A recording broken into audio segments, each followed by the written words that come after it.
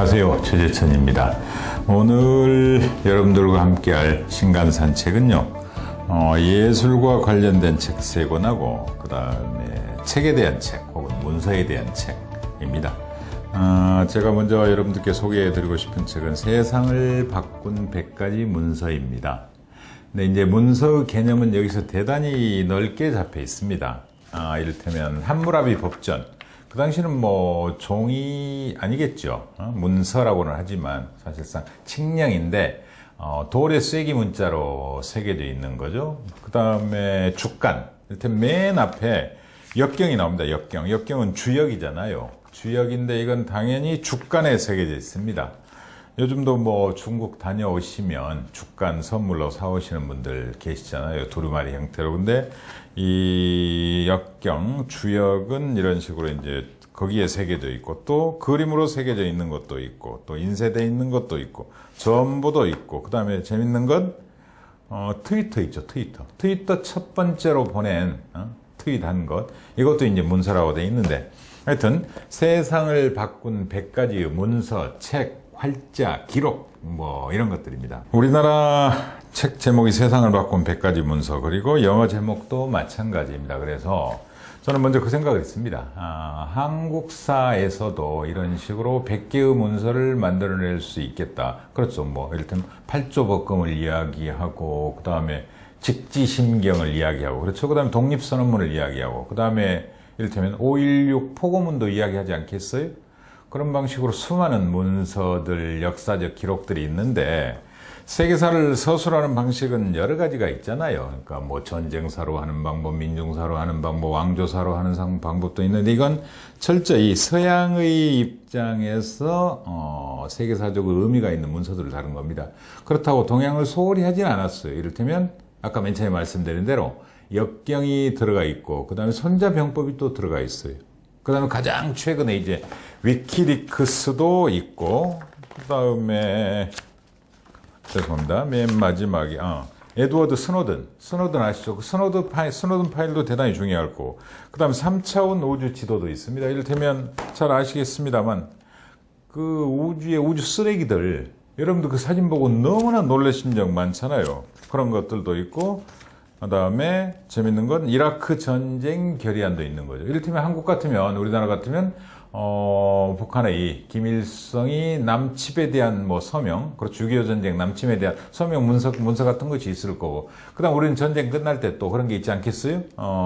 휴전 협정, 그렇죠. 우리는 서명을 못했습니다만 미국과 중국과 북한 사이의 서명, 휴전 협정 문서, 이런 것들이 중요한 문건들이 되겠죠.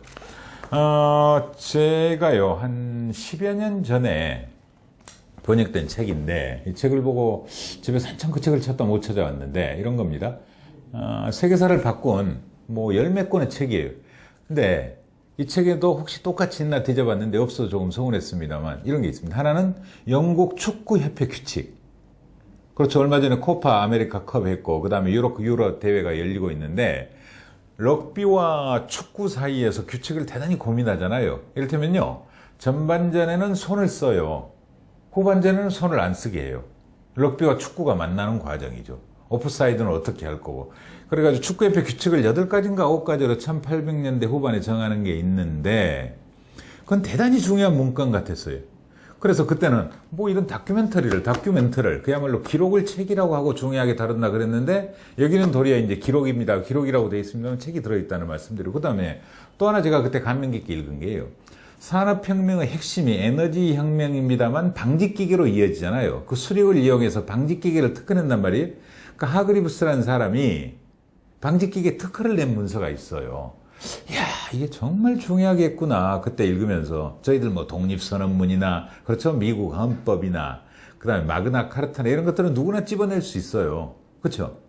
근데 그런 방식으로 맨 처음에 특허를 만들어내는 것, 그 다음에 조약문서, 이런 것들이 얼마나 역사적으로 중요한지, 때로는 축구협회 규정을 정한 게 얼마나 중요한 줄 알았는데요. 저희가 몇 가지, 이를테면 여기 뭐 불교 경전도 있습니다. 이게 당연히 플라토노 국가론도 있고 카마수트라도 있고 있는데, 꾸란도 있고 당연히 코란, 이를테면 몇 가지 제가 의미 깊은 문건들을 좀 몰랐던 걸 찾아냈는데, 하나는 박멸에 관하여라는 1252년 인노켄티우스 4세의 포고령 칙령이 있습니다. 이게 뭐냐면요. 필요하다면 모든 법을 무시한다요. 칙서 이름이 박멸에 관하여. 여기서 뭘 박멸하느냐? 이단 재판하는 겁니다. 이단자들을 고문할 상황과 방법을 규정해놨어요. 여기에서 역사적으로 고문을 최초로 합법화해요. 종기재판에서. 모르겠습니다. 제가 법률가라 그게 땡겼는지 모르겠습니다만 1252년에 고문을 합법화한 박멸에 관한 교황의 칙서가 있었구나. 이게 너무 사실은 놀랐습니다.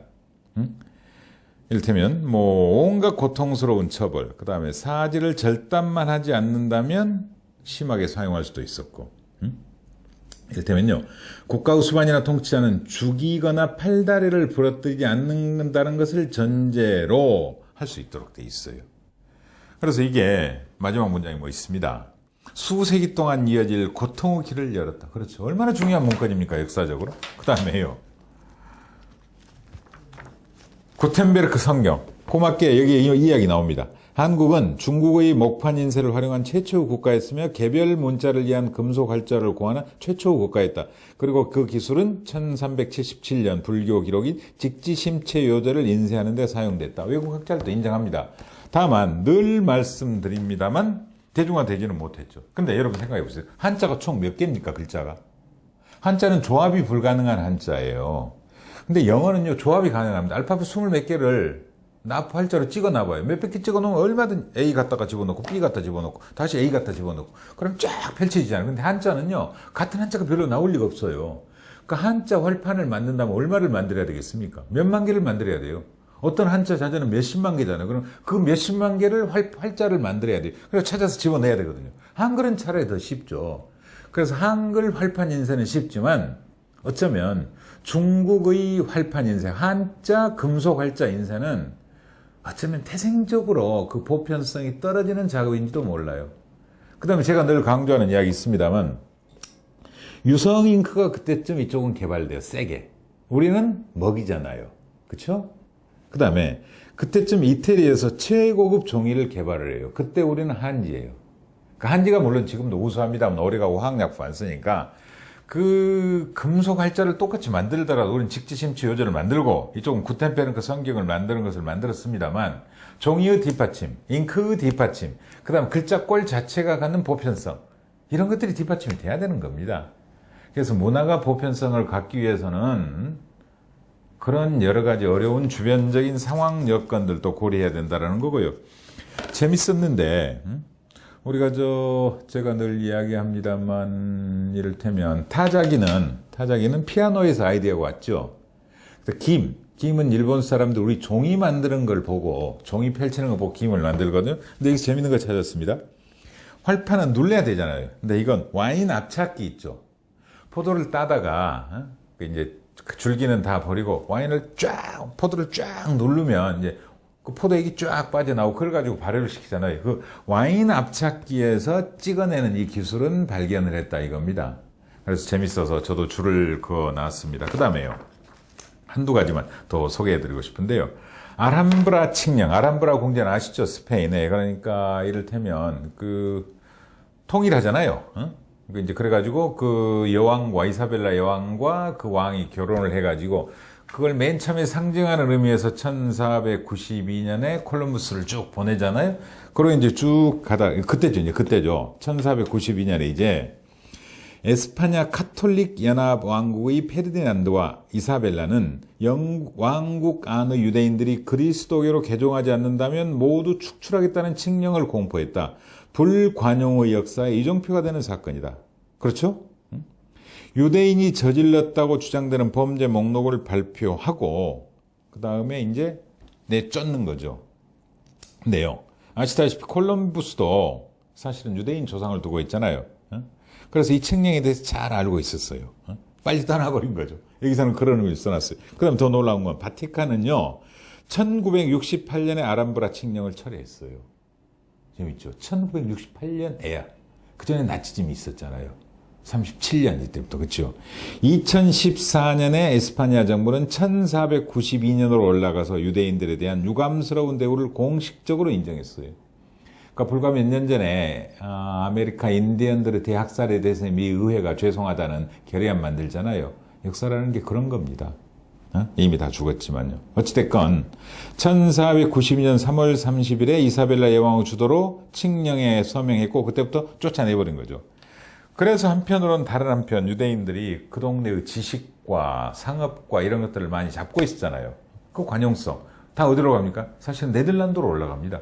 네덜란드가 그때부터 세계사적인 상업왕국을 이끌어내고 그 다음에 유명한 철학자 데카르트 같은 사람은 그렇게 올라와서 거기서 철학적인 근거를 만들어내요. 이건 또 다른 책에 있는 이야기입니다. 그리고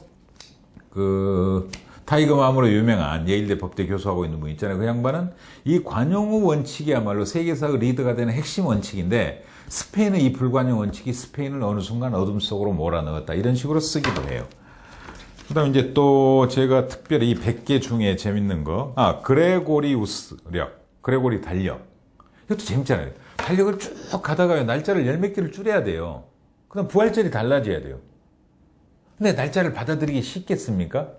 그러니까 우리가 2000년에는 휴거 대소동이 일어나잖아요. 그럼 1000년 전에 어땠을까? 1000년에. 제가 언젠가 방송 때 말씀드렸습니다만 미셀 푸코가 주도해서 편집하고 있는 돌아가 있습니다만 그 중세라는 책이 있잖아요. 거기 제가 궁금해서 1000년의 시간 빨리 찾아봤어요. 했더니 그때 사람들은 1000년의 의미도 몰랐다. 왜? 달력이 정확하지 않으니까요. 자기들이 서기 1000년을 살고 있는 줄로 몰랐다는 거예요. 그 시대로 돌아가 생각하면 그렇거든요. 저는 사실 그 책에서도 그 문장에서 많은 걸 느꼈습니다만 그 호기심 때문에 그레고리우스력을 어떻게 이 사람들 쉽게 받아들였을까? 기원전 46년에 율리우스역을 받아들였는데 128년마다 하루씩 늦어지거든요. 그래서 결과적으로 10하루가 문제가 생겨요. 근데 사람들이 받아들입니다만 1582년에 이걸 받게 합니다만 교황이 선포를 합니다만 영국 의회는요 1750년에 받아들였어요. 재밌죠? 그 다음에 1752년에 가서야 잉글랜드 식민지들한테 퍼뜨려요. 11일 빼! 이걸 안 받아들여요. 그때쯤 벤자민 프랭클린이 이런 말을 했어요. 9월 2일에 잠자리에 들어 9월 14일까지 일어날 필요가 없다는 것은 늙은이에게는 반가운 일이다. 재밌죠? 9월 2일에 잠자리에 들어요. 다음 날이 9월 14일이래요. 그러니까 잠을 무려 며칠 동안 잤다고 생각하겠어. 12일간 잤다고 생각할 거 아닙니까? 이건 늙은이들에게는 반가운 일이다. 그럼으로써 벤자민 프랭클린 정치인은 그레고리우스 역을 지지를 했다. 이런 멋진 문장이 있더라고요. 재밌었습니다. 그다음 시간이 다 됐습니다만 이제 발포화 선언도 재밌죠. 영국에 거주하는 러시아 태생의 유대인 화학자에게 나는 고향으로 돌아가는 것이다. 내 고향으로. 그래서 이 편지를 로스차일드한테 보냈어요. 유태인 그 금융가. 이 사람이 그렇게 원했고 그래서 나 포탄을 만들어야 되는데 그거 좀 도와줘. 그 도움을 얻기 위해서 너 뭘 원하니? 그러니까 나 다시 시온으로 돌아가는 게 꿈이야. 그래서 발포와 외상이 그쪽으로 편지를 써주는 거죠. 그 편지가 지금까지 남아있더군요. 근데 이것이 이스라엘에는 발포의 날이지만 아랍 국가에게는 애도와 저항의 날이라는 겁니다. 이런 식으로 지난 우리 수천 년의 역사에서 기원전 역사까지도 거슬러 올라갑니다. 그리고 중국의 아까 말씀드린 역경이나 이런 것들도 있고 함무라비 법전도 있고 수많은 문사들이 나옵니다만 5,000년의 세계사를 한 권으로 배우다 이런 부제를 달았는데요. 충분히 의미가 있습니다. 역사를 설명하는 여러 가지 방식이 있는데 여러 가지 방식이 이 책은 문서를 가지고 책을 가지고 기록을 가지고 역사를 다시 쓴 그런 책입니다. 다음 책입니다. 제목이 예술가로 산다는 것입니다. 마스모토 세이초라는 1909년에 태어나서 1992년에 돌아가신 일본의 베스트셀러 작가이시기도 하고 추리소설에 결정적인 영향을 미치다고 했는데 저는 솔직히 몰랐던 분입니다. 그런데요. 이 책 정말 재밌습니다. 일본 특유의 미학, 역사성, 인간성, 사람관 그런 거 있죠. 인생관 이런 것들이요. 절절히 나와 있는데요. 이를테면 조불사, 불상을 만드는 분 있죠. 이런 분들. 그 다음에 중국으로 동양을 받아서 동양화를 그리는 분. 그 다음에 우키요에를 그리는 분. 이를테면요. 저도 사실은 그 우키요에는 하나 가지고 있습니다만 샤라쿠라는 분입니다. 다들 아름다운 우키요에를 그리던가 음화를 그리던가 미인을 그리던 시절에 이분은 누구를 그리느냐? 가부키 배우들 있잖아요. 흉측하고 찡그리고 이런 기괴한 가부키 사람들 얼굴의 특징을 드러내요. 그렇게 한 10개월 그리다가 그림이 안 팔리니까 그만둬요. 근데 맨 마지막에 이거 다 단편 소설들입니다. 1년 동안 연재했던 건데 어느 잡지에 짧게. 이분 마지막은 어떻게 끝나느냐? 이 작가에 이 샤라쿠에 대한 그 그림을 사서 파는 이를테면 상인이 야, 너 이제 더 이상 가부키 배우 그림 안 팔려. 너 일본 씨름하는 사람들 그림을 그려보면 어때? 이거 있거든요. 역사적으로 여러분들 일본 책 보면 느끼실 겁니다. 일본 씨름하는 사람 옛날 우키요들거든요. 다 이 사람 작품입니다. 그걸 아주 리얼하게요. 일본 특유의 감정선을 따라서 그려내요. 그 다음에 아주 재밌게 제가 두 군데 접어가지고 말씀드리려고 해놨습니다. 하나는 제가 차를 좋아해서 일본에 한번 외무성 초청으로 갔을 때요. 특별히 일본 외무성에서 최천원은 자기들이 알기에 차를 좋아한다 그래서 교토에 갔더니 차를 만들고 옛날 방식으로 차를 대접하는 거기를 저를 안내를 해서 간 적이 있어요. 이를테면 이렇게 숙이고 무릎 한꺼번에 휙 올라가서 가는 방이 있거든요. 전통방. 여기 나옵니다. 이 사실은 리큐 선사, 리큐라는 사람이 만들어낸 일본 특유의 미학이거든요. 차에 대한. 그리고 토요토미 히데요시의 차 스승이었고. 근데 토요토미 히데요시는 아주 무식한 놈이잖아요. 죄송한데. 아주 무식한 놈이잖아요. 그리고 오다 노부가나 이거 신발 가슴에 품고 있다가 따뜻하게 해주면서 인정받아가지고 오다 노부가나가 죽으니까 자기의 천박함을 극복하는 방식으로 리큐 선사를 똑같은 차 스승으로 모셔요. 근데 리큐 선사는 무시하죠. 이 무식한 놈. 넌 무식한 놈이야 이거죠. 원래 차라는 것이 상인의 도인데 상인의 도거든요. 이걸 끌어내려서 서민의 도로 만든 사람은 리큐 선사예요. 근데 트집을 잡아가지고 리큐 선사를 죽여버려요. 근데 리큐 선사는 끊임없이 이 책에서는 서로 무시하는 것. 그 다음에 토요토미 히데요시는 이 자식이 오다 노부나가나 인정했으면 나는 인정 안 해? 그러면서 아주 기분 나빠하는 그 정치적 갈등, 정신적 갈등이 나오는데요. 마지막 절명시가 있습니다. 이제 이렇게 배를 쫙 깔랐겠죠?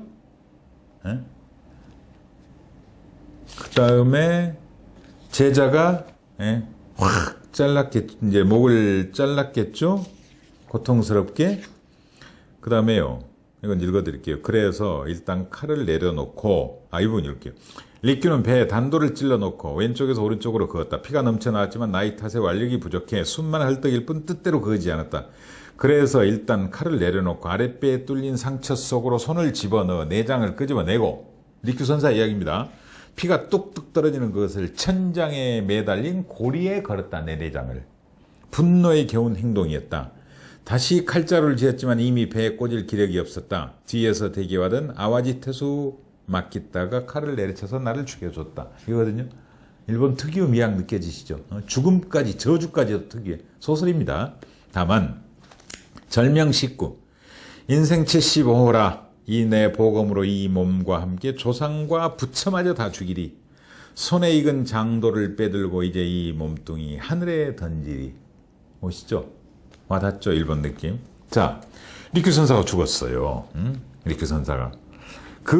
이제 이어받은, 그러니까 토요토미 히데요시의 차 스승이 누가 되느냐? 무인 출신인 후루타 오리베가 돼요.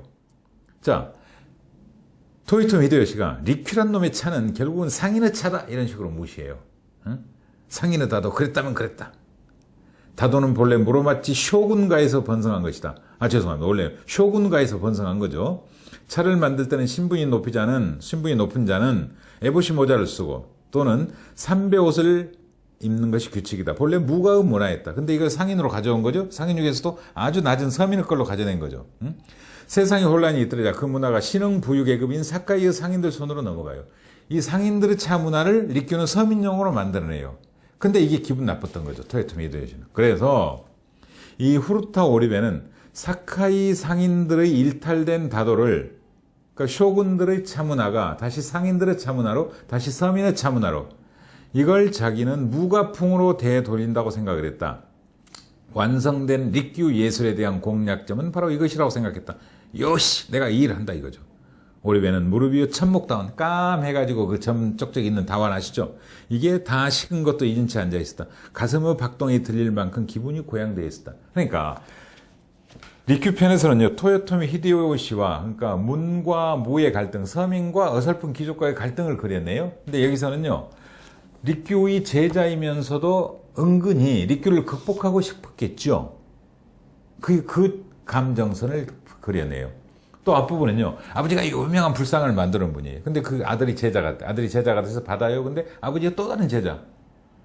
여기는 정말 훌륭한 또 제자가 돼요. 근데 이 제자를 다른 사람들이 칭찬하면 기분 나빠요. 아들 입장에서. 그런 이야기 또 나오는데요. 도쿄에 엄청난 불이 일어나가지고, 이제 저 언덕에서 바라봐요. 그때 이 제자, 아버지가 아꼈던 특별한 제자, 사람들이 불상 잘 만든다고 만드는 제자는 나무아비 타고 외치면서 세상에 저 불상이 타면 어떡합니까? 근데 이 제자는요, 아들은 어떤 생각을 하느냐? 그래, 불타버려라, 속으로. 그래, 내가 새로 저 불상을 만드니까. 이런 식으로 인간의 그 본원적인 감정 있죠. 이걸 대단히 잘 썼어요. 제가 오랜만에 읽은 일본 책 중에 재밌는 책입니다. 꼭 좀 여러분들한테 권하고 싶어요. 이제 또 시간 없죠. 내 생의 마지막 그림입니다. 강남 봉은사에 가면 추사의 마지막 글씨 있잖아요.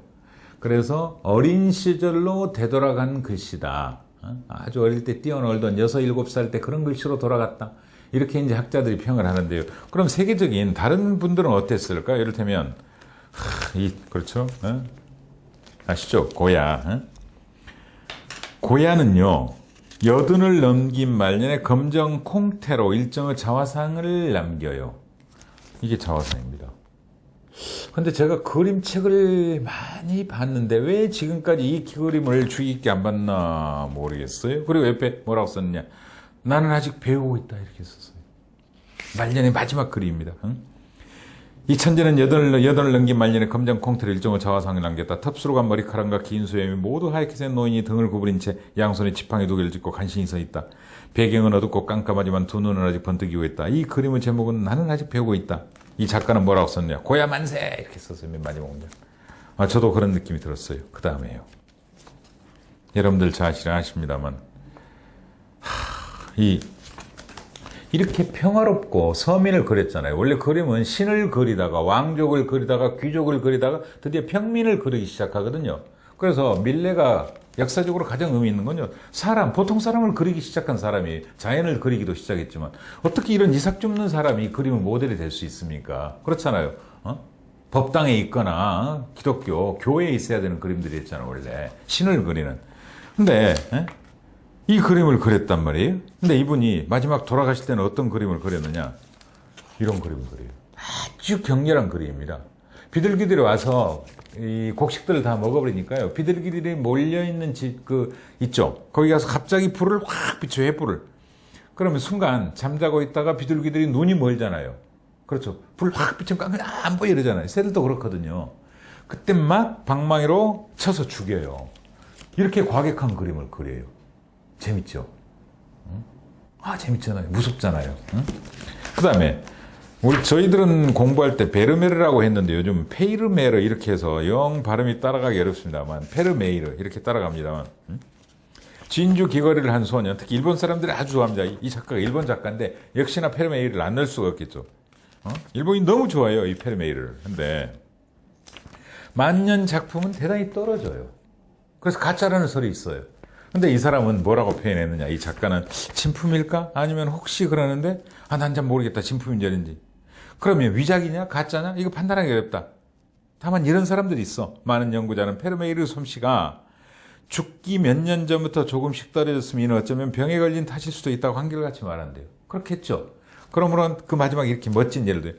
전성기가 지난 가수의 콘서트에서 관객이 열광하는 광경을 차가운 시선으로 바라보면서 저렇게 형편없다는 걸 왜 모를까라고 비웃는 평론가가 있다. 하지만 팬은 현재의 목소리 너머에 존재하는 과거의 빛나는 목소리를 듣고 그리워하고 있는 것이다. 그런 감상법을 취한다고 해서 뭐가 잘못인가? 이 작품에서 페르메이르의 잔향을 느끼는 사람도 마찬가지일 것이다. 재밌죠? 제가 몇 개 예를 들었습니다만 이게 철학이거든요. 이게 인생이고 하여튼 일본 사람들 그 서양 미술을 해석해내는 거 보면요. 특히 중국 거의 건 서양 거건 가져다가 자기들 것으로 만들고 독특한 관점과 시각으로 풀어내는 기술 보면요. 솔직히 그 점은 부러워요. 그 다음에 이제 우리 입장에서 예술가를 한번 푸는 책을 골랐습니다. 이분은 경제학자입니다. 예술과 경제를 움직이는 5가지 힘인데 조선 비지에 연재했을 때 제가 몇 개나 읽었던 기억이 나는데요. 재밌습니다. 그 다빈치, 레오나르도 다빈치는 빈치 사람 레오나르도 이 말이잖아요. 빈치 사람이거든요. 근데 여기는 엘 그레코거든요. 엘 그레코. 그러니까 그레코 사람 엘 그 말이에요. 그리스에서 온 사람 엘 이 말인데 뭐 워낙 좋아하실 겁니다. 엘 그레코 그림은. 이 그림을 보고요. 뒤틀림이라고 생각을 해요. 그럼 이 뒤틀림을 가지고 변신을 가지고 뭘 찾아내느냐? 한국 금융산업에다가 비교를 해요. 그 다음에 더 나아가서 이 자전거 있죠, 자전거.